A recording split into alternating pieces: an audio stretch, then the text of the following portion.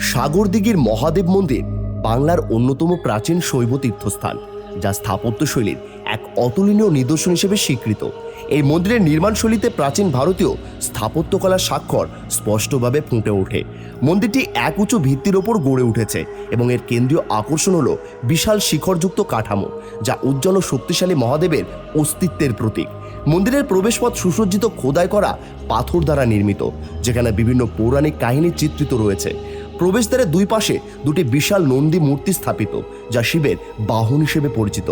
মূল মন্দিরের ভেতর একটি বৃহৎ গর্ভগৃহ রয়েছে, যেখানে একটি স্বয়ম্ভু শিবলিঙ্গ প্রতিষ্ঠিত।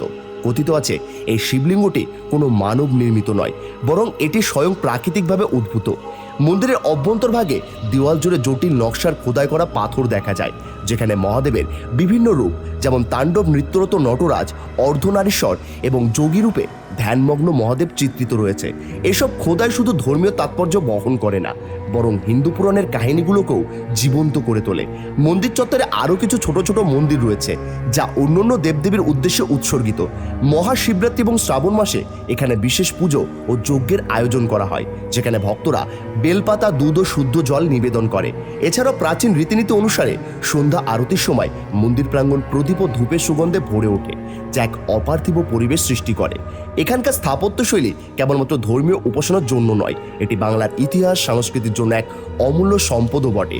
রাজা ও জমিদারদের পৃষ্ঠপোষকতায় এই মন্দির একসময় স্বর্ণযুগে পৌঁছেছিল, তবে সময়ের সাথে সাথে এটি বহুবার সংস্কার করা হয়েছে, যাতে এর মূল কাঠামো স্থাপত্যগত সৌন্দর্য বজায় থাকে। সাগরদিঘির মহাদেব মন্দির শুধুমাত্র আধ্যাত্মিকতা ও ধর্মের কেন্দ্র নয়, এটি ইতিহাস ও স্থাপত্যবিদ্যার এক মূল্যবান নিদর্শন।